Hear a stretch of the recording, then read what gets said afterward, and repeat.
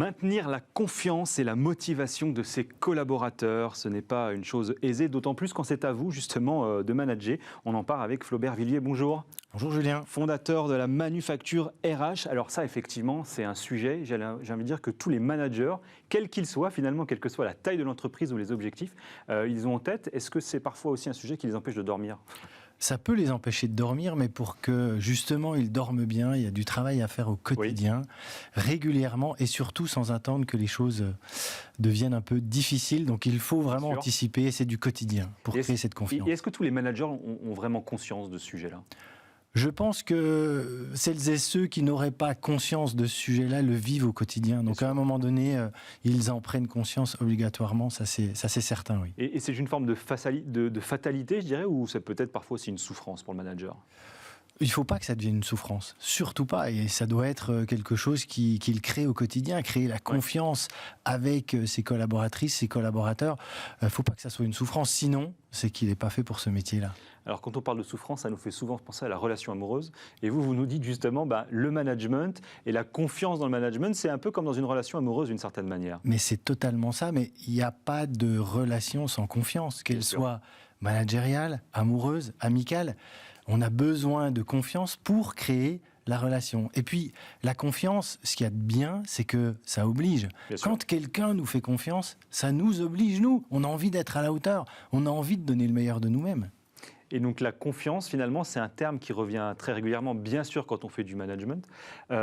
Pourquoi finalement ce terme, et j'allais dire ce sujet, il est si important, en l'occurrence, quand on est amené à manager effectivement des collaborateurs ? Parce que la confiance, elle est au centre de la relation managériale, et c'est de cette confiance que va naître l'engagement et la motivation d'une équipe. C'est le moteur de la motivation. C'est le moteur. Alors attention, il ne faut pas se tromper. Confiance, ça rime avec patience. C'est du temps long. On dit souvent, la confiance se gagne en gouttes, elle se perd en litres. C'est très facile de perdre la confiance, c'est très dur de la gagner. Il y a des choses à faire, à mettre en place, justement pour créer, instaurer cette confiance. Alors justement, comment est-ce qu'on peut instaurer, et puis j'ai envie de dire préserver d'une certaine manière cette confiance ? Il y a un sujet qui paraît, j'allais dire, assez basique, assez bateau peut-être, mais c'est celui de la communication. On nous dit souvent, dans une relation, d'ailleurs, relation de couple aussi, ça fonctionne, il faut communiquer. Ça fonctionne aussi quand on veut préserver la confiance de ses subordonnés ? Pour l'instaurer, déjà, ça fonctionne. Il faut communiquer, ça c'est sûr. Alors communiquer, quand on est manager, il y a deux niveaux. Le tête-à-tête, communiquer avec son collaborateur, sa collaboratrice, écouter ce qu'elle dit pas, ses peurs, ses craintes, ses envies, ses idées, ça c'est important. Et puis quand on est manager, on va aussi communiquer à l'équipe en groupe. Et là, on a une autre posture. Là, on est le guide, celui qui fixe le cap, celui qui va rassurer. Mais cette communication, elle est très très importante. La communication, effectivement, c'est important. Et un des autres sujets que vous évoquez aussi régulièrement, c'est celui de la transparence. Parce que communication ne veut pas forcément dire transparence, en l'occurrence. Non, exactement. On peut communiquer sans être transparent. Et là, en l'occurrence, il faut être transparent quand on manage une équipe. Les non-dits tuent la relation, qu'elle soit personnelle, individuelle, professionnelle.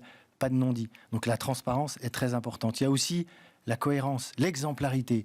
Là, je dis toujours, faut pas se tromper. Être exemplaire, c'est pas être parfait. Personne ne l'est, être parfait. En revanche, quand on est manager, on fait ce qu'on dit. C'est important. Et puis, le dernier sujet que je mettrais en avant pour créer, instaurer cette confiance, c'est la délégation. Quel meilleur sujet, quel meilleur exemple que de donner sa confiance à quelqu'un en lui confiant ses propres responsabilités. Là, on est au sommet de la confiance et de la relation managériale. Alors, par quoi ça passe ? Comment, j'allais dire très concrètement, moi qui suis manager, comment je gère ça finalement dans mon entreprise ? Je le gère au quotidien.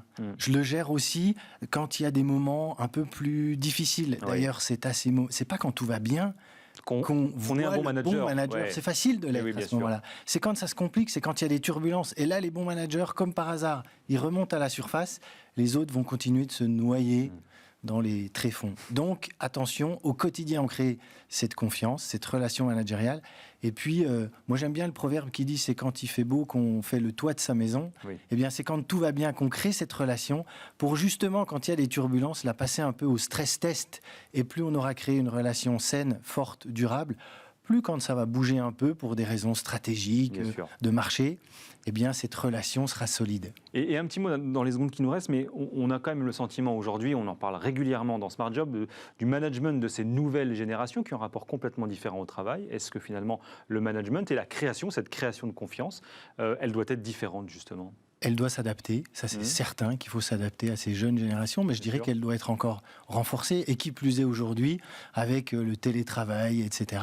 Bien sûr. Il faut créer cette confiance, cette relation managériale, y compris avec les jeunes générations, en s'adaptant bien sûr. Et ça, c'est effectivement très important. Un petit mot juste pour terminer, parce que vous parliez de transparence. Est-ce que c'est facile, quand on a une très grande entreprise ou dans une grande entreprise, de toujours être transparent? Je crois que ce n'est pas la taille de l'entreprise qui va faire qu'on doit être transparent ou pas. Au contraire, c'est la posture managériale, qu'on soit dans une petite ou grande entreprise. Donc c'est aussi important dans un cas que dans l'autre. Dans un cas que dans l'autre. Merci beaucoup, Flaubert Avec Gullier. plaisir, merci à vous. Fondateur de la manufacture RH dans Smart Job sur Bismart.